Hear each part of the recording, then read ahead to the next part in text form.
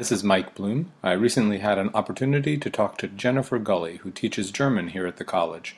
I spoke to Jennifer about her background, her research, and her teaching, and we started by finding out a bit about her unusual childhood and how it influenced her research. My background and my biography has a lot to do with what I'm researching and what I'm teaching. I was born to Austrian parents, but I was born in New York. They'd been living there and they had older siblings that had emigrated there a long time ago. So I grew up speaking English in a Austrian family, larger extended family.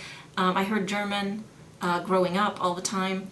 My cousins and I, we had to go to German school every Friday. We hated it. It was just time taken away from playing. We had a really old teacher who was quite intimidating to little children. When I was 9, my parents decided that they were going to move back to Austria. And so I was thrown into a 4th grade classroom that was, in Vienna, German language. Very few people spoke English there at that time. I didn't speak much German at all. But within a couple of weeks, basically I was speaking German. And after that, there wasn't much English anymore in my life until I started college in Austria at the University of Vienna. And where I was studying languages, English, German, and Russian at the time.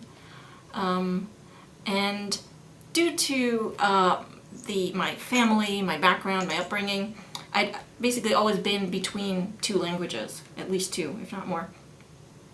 And that has become part of my research, actually.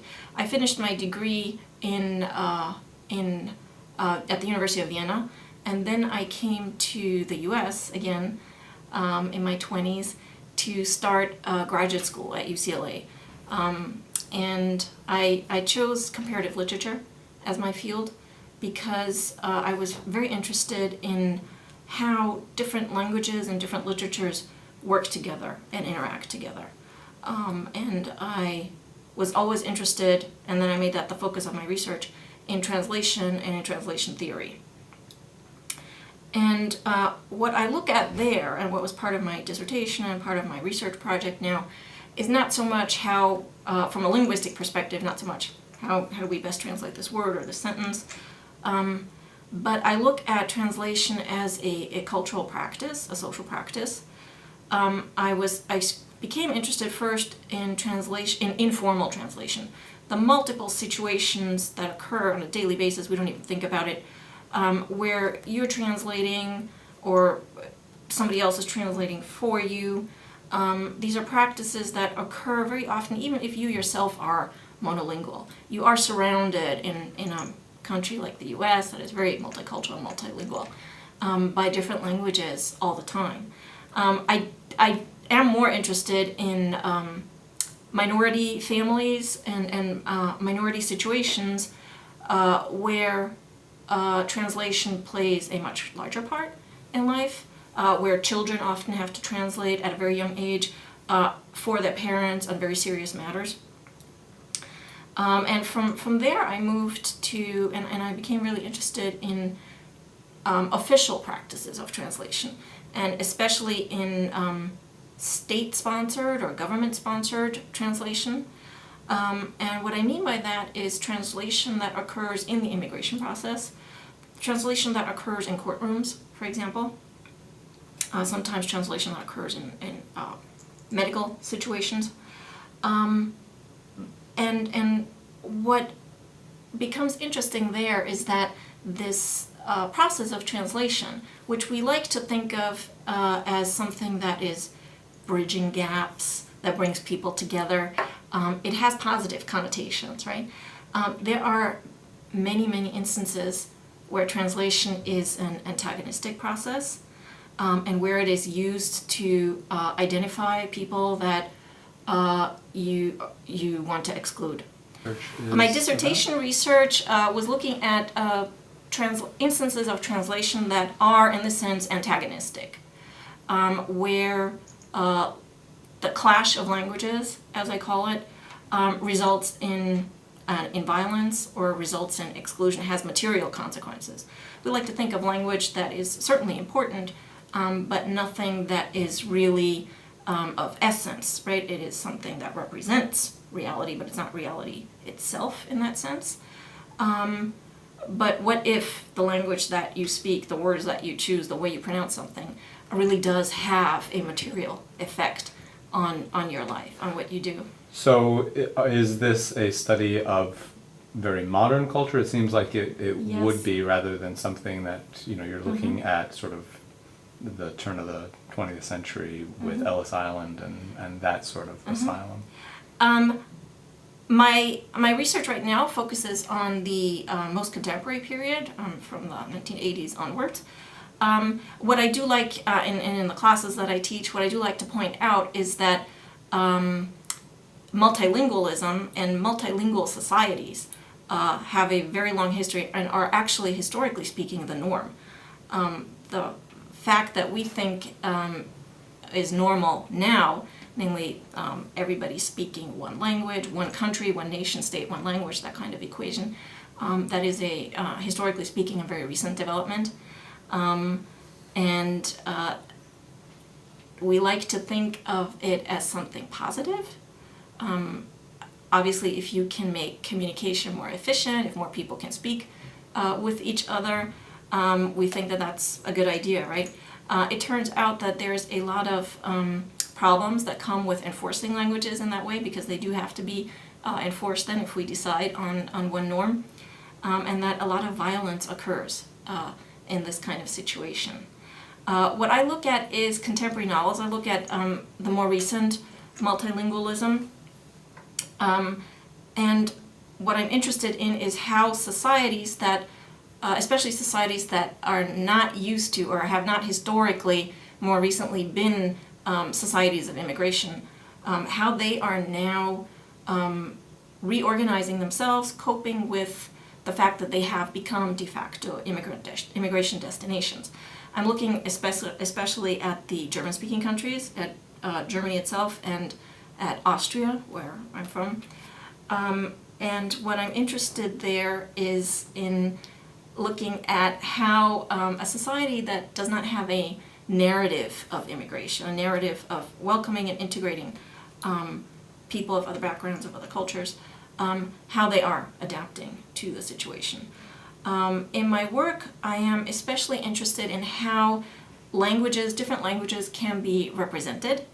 And by that I mean represented also artistically and and in literature, in fiction. I look at novels, at short stories, at films, where different characters speak different languages, where translation is a part of the plot. And I look at how these books and these novels try to represent that fact in their writing. Well, this actually sort of ties into a question that I like to ask everybody at the end, so maybe I'll ask it right now. Okay. I always like to ask if you've got a novel or a movie or a set of those that would help the layperson understand your topic better, what it is that your research is about, and would also sort of be engaging. I'm sure that since this is your topic, you must have... Yeah, I actually have two right here. If you're speaking about a film, one of the most fascinating, most recent cinematic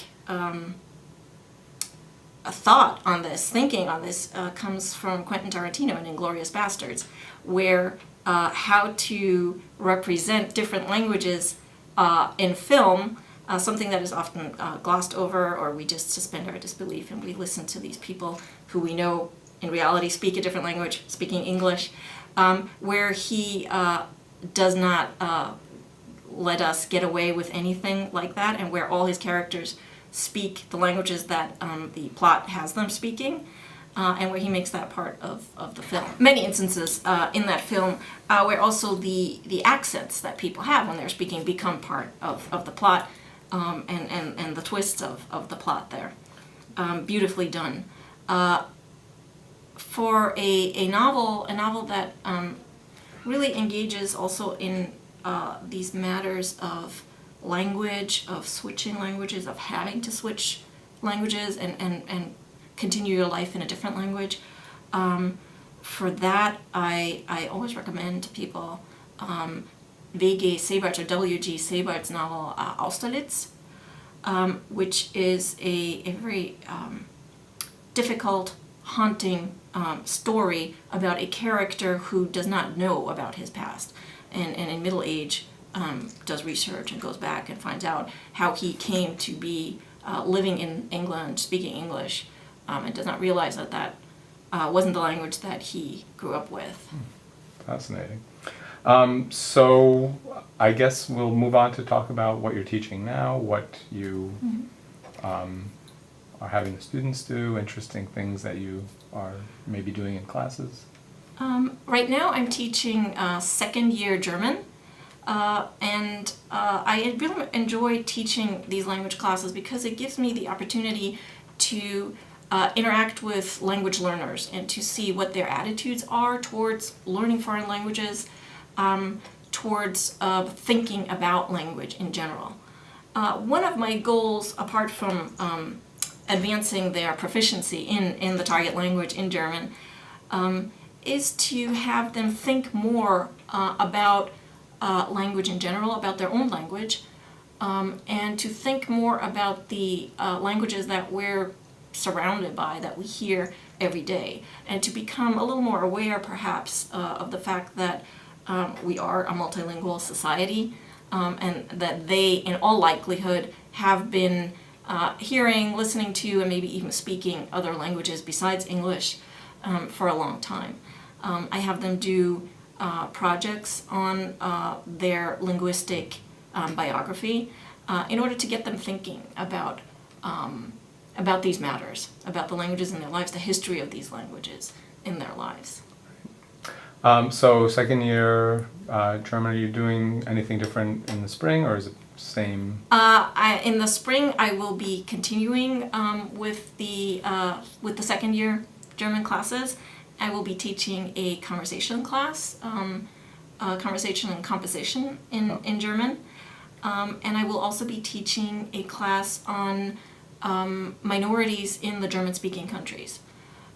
It will be a history of minorities in the German-speaking countries throughout the 20th century, and we'll be looking especially at the more recent period, however, at the European Union, at the situation of migrants within the larger European Union, since all of these, since the EU acts as one political body and is trying to unify and harmonize their laws and their procedures as far as refugees, asylum, and immigration goes. We'll be looking at the European aspect of migration. We'll be doing a comparison also, since that is a situation that students know about immigration in the US, how it is organized differently, has a different history from migration in the European Union. And we'll certainly be looking at some films and some literary texts also that represent the minority situation. Well, that's it for today. This is Mike Bloom at the College of William & Mary. I want to thank Jennifer Gully for her insights on her teaching and research, and thank you for watching.